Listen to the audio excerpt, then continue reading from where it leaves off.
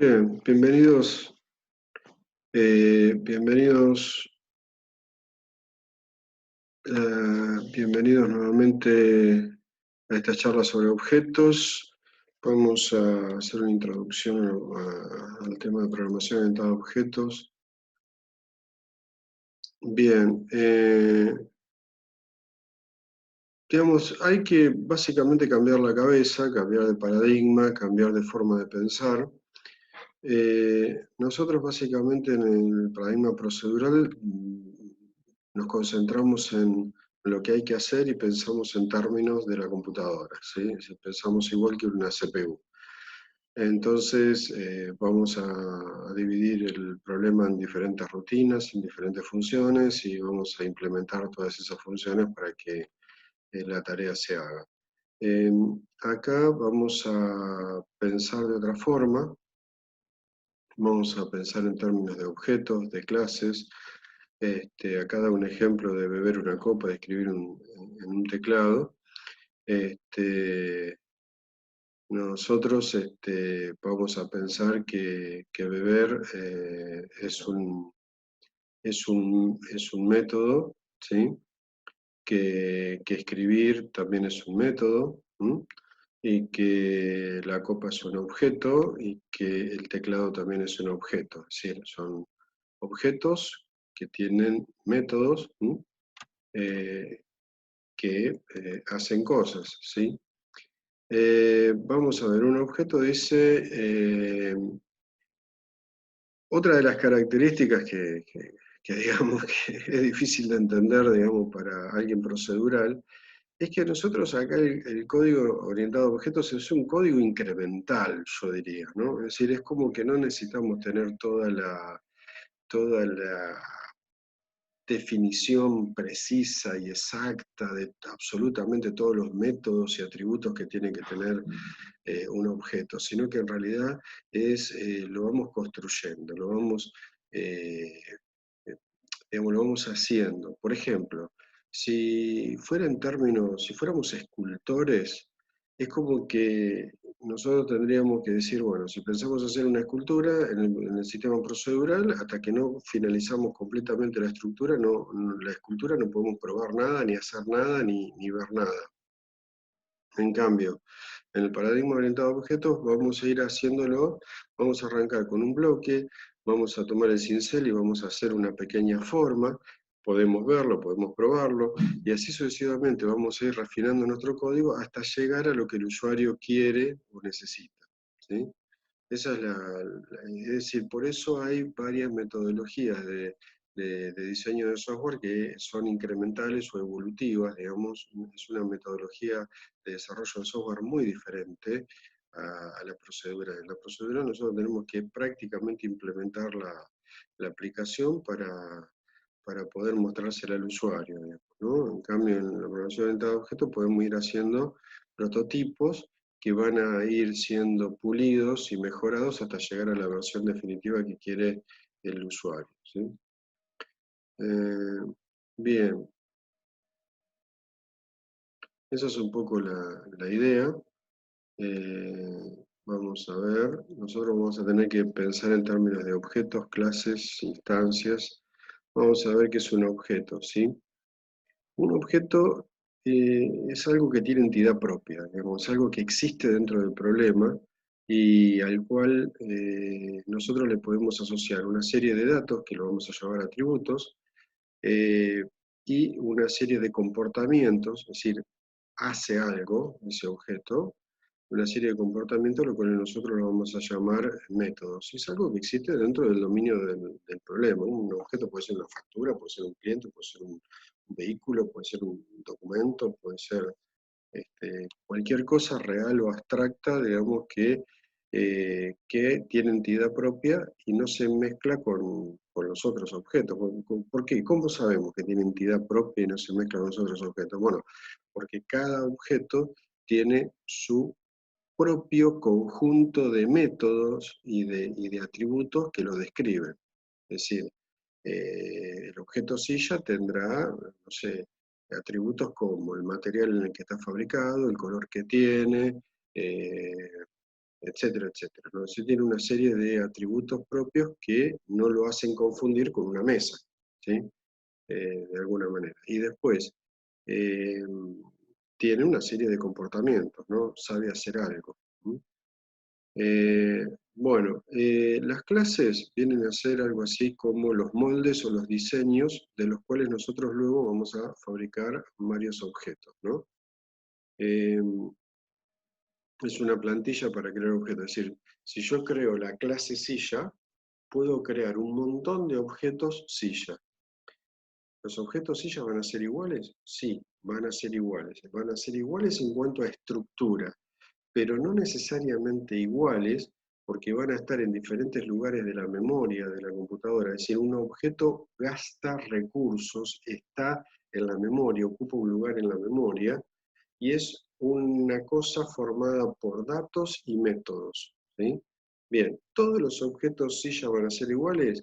En principio sí, son iguales, pero en realidad no. Están en diferente lugar de la memoria. Lo que sí son iguales es que tienen la misma cantidad y tipo de atributos y la misma cantidad y tipo de métodos. Ahora bien, ¿en qué van a diferir uno del otro? Bueno, que una silla puede ser color verde y otra silla puede ser color amarillo, pero ambas sillas tienen una propiedad color. Lo que pasa es que cada objeto va a adquirir valores diferentes en cada uno de sus atributos, que lo van a diferenciar de los otros objetos. Esos valores, ese conjunto de valores que tiene cada objeto es lo que nosotros llamamos estado del objeto. Es decir, son distintos los objetos porque tienen diferente estado, pero en sí son iguales porque comparten, son derivados de una misma clase, de un mismo molde, son resultados del mismo molde, tienen los mismos atributos y los mismos métodos, pero difieren en que los valores que adquieren cada uno de esos atributos son diferentes para cada uno de estos objetos silla. Por supuesto, los objetos silla podrán convivir con otros objetos como las mesas, como lo que sea, ¿no? Vamos a tener en una aplicación orientada a objetos cientos o tal vez miles de clases, ¿sí? Dependiendo del tamaño de la aplicación. ¿Qué es una instancia? Es la creación de un objeto, es decir, una instancia es un objeto en sí. Es algo que está en la memoria, digamos que tiene existencia y que es de un tipo de clase determinado. Vamos a hablar de atributos y métodos. Bueno, ya algo dije de los atributos. El atributo es lo que el objeto conoce o sabe, es decir, los datos conocidos por ese objeto. Y los métodos es lo que el objeto sabe hacer, ¿sí? Es decir, el método es acción, es decir, beber, imprimir, guardar, servir, mostrar, filtrar. Esos son generalmente verbos, ¿sí? Que en infinitivo, digamos, ¿no? Jugar, este, tirar, no sé, lanzar, etcétera, etcétera, y son los que permiten hacer algo con ese objeto, ¿sí? Es decir, son las acciones que puede hacer ese objeto, ¿sí? Por supuesto, el atributo es muy similar a una variable, ¿no? Es muy similar en términos de sea al miembro de una estructura, ¿no? Eso es un atributo, ¿no? El objeto es como si fuera una estructura que además tiene funciones, ¿no? Junto con la estructura, ¿no? Es una estructura de datos más un conjunto de funciones, algo parecido a eso, ¿no? Todo junto, ¿no? Todo embebido en una única unidad de software, ¿no? Es un bloque de software que contiene atributos que son muy similares a las variables y que tiene métodos muy similares a las funciones. Pero está todo junto, esta es la ventaja, digamos, del paradigma orientado a objetos. Por supuesto que cada atributo tiene su tipo de dato asociado. ¿Cuál es la idea? La idea es que cada objeto se represente como una caja negra. ¿Sí? Es decir, que los atributos van a estar ocultos, van a ser privados y los métodos van a ser públicos. ¿Sí?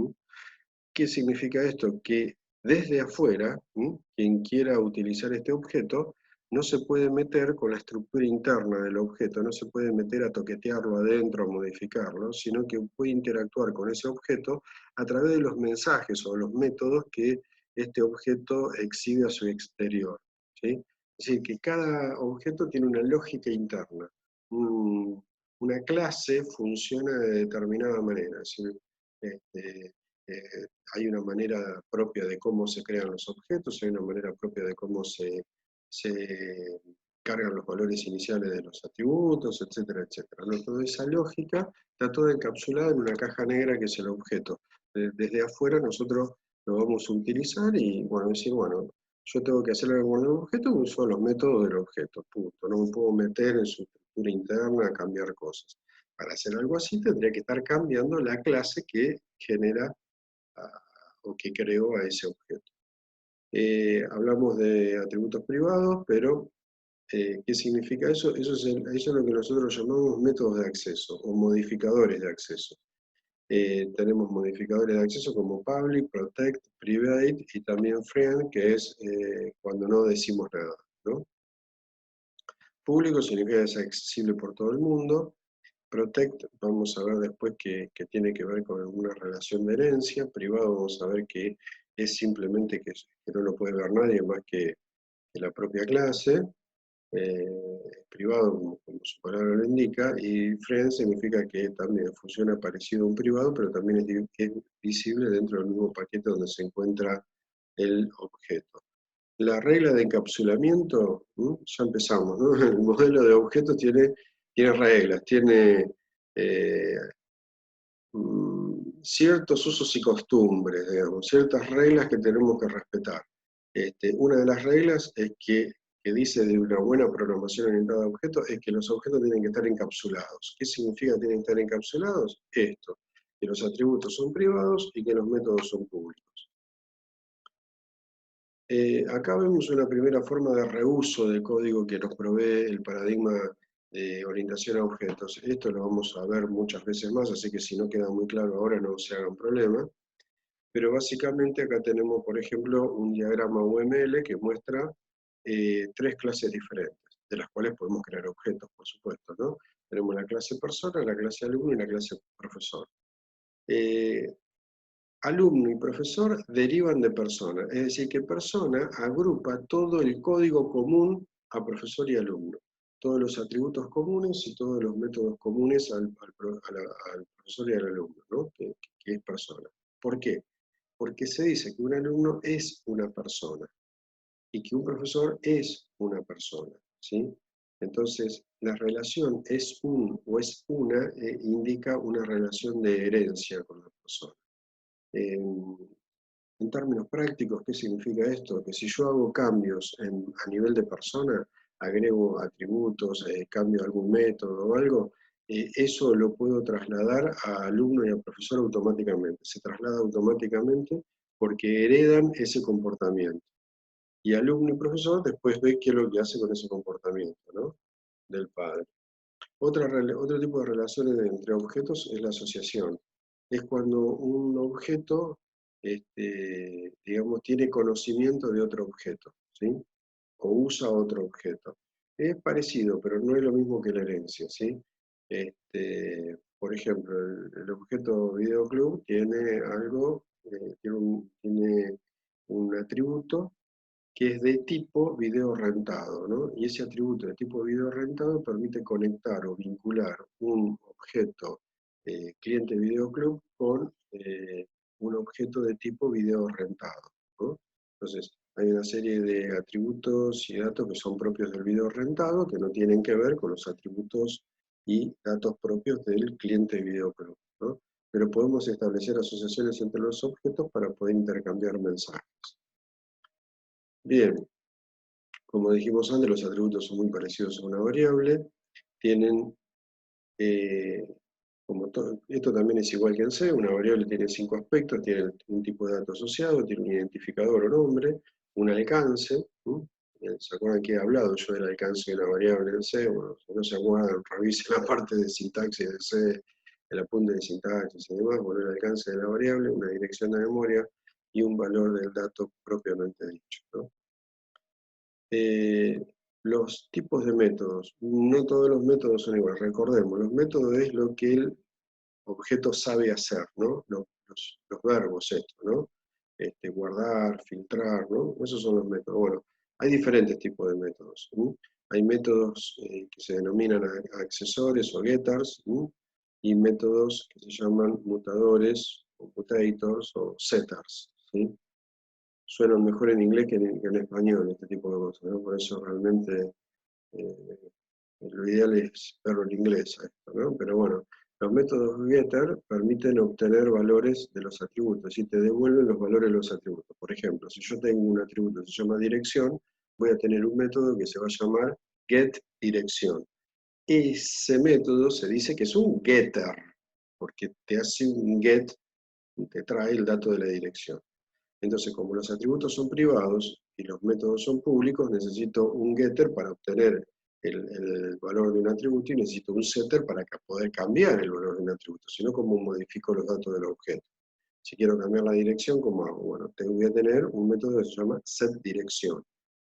Después tengo los métodos que se denominan custom, ¿sí? O son métodos de negocio. Por ejemplo, el método filtrar, el método guardar, son métodos propios, custom de esa clase, ¿no? Que hacen, no sé, lo que tengan que hacer, filtrar, guardar, o lo que sea, ¿sí?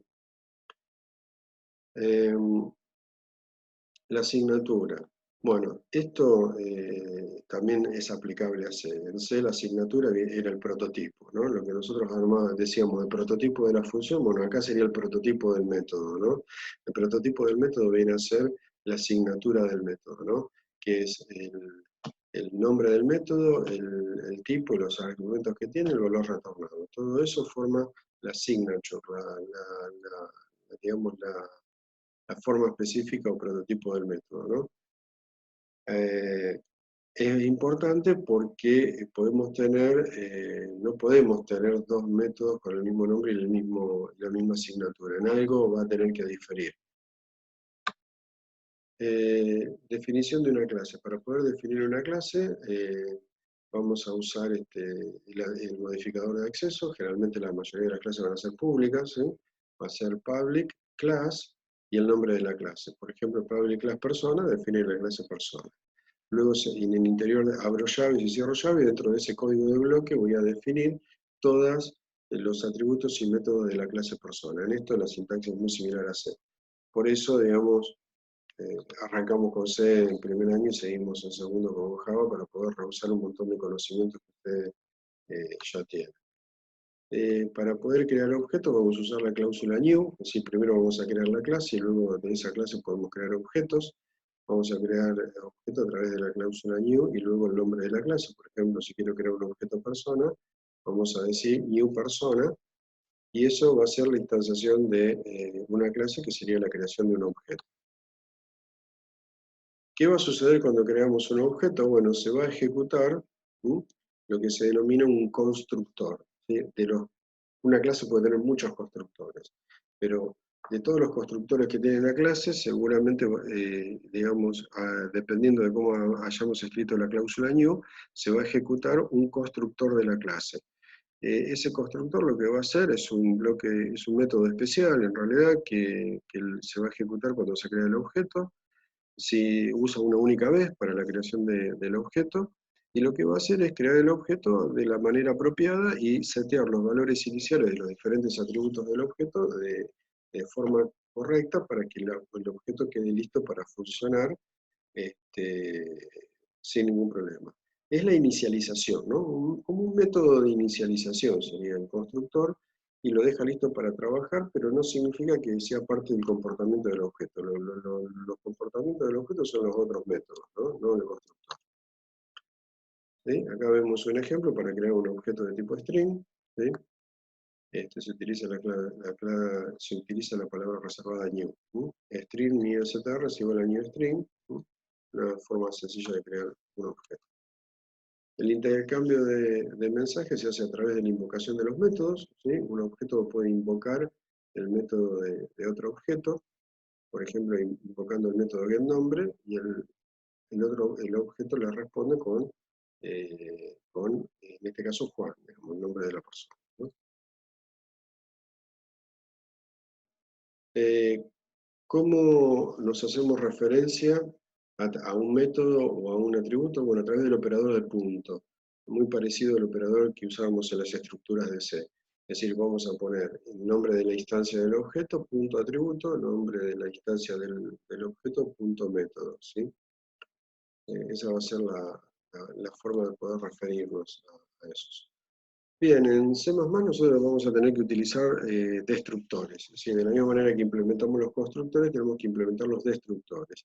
¿Por qué? Porque C++ tiene los mismos vicios de base que C, en el sentido de que la memoria está prácticamente bajo el dominio del usuario, ¿no? Si somos nosotros los responsables, si hacemos malloc tenemos que hacer un free, bueno, todo ese lío. Bueno, en Java olvídense, todo ese lío está resuelto, lo hace automáticamente el lenguaje, ¿sí? Por eso Java es mucho más lento que C, pero tiene la ventaja que desliga al programador de un montón de tareas. Una de las tareas que desliga es de la memoria, así que olvídense de los problemas de memoria con Java.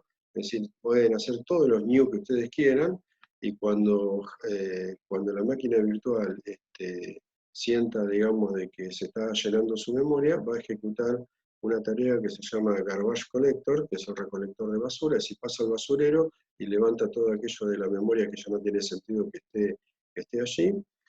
Se hacen dos pasadas este proceso.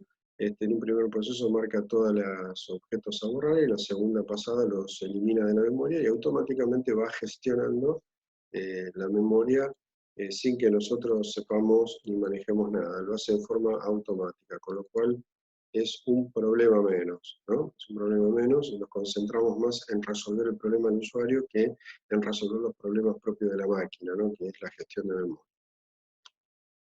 ¿Cómo se inicia una aplicación Java? Bueno, se inicia de la misma manera que en C. Es decir, en C se ejecutaba la función main, bueno, acá se va a ejecutar el método estático main. Es decir, la asignatura del método es public static void main string args. Ya se imaginarán lo que son args, lo que representa args.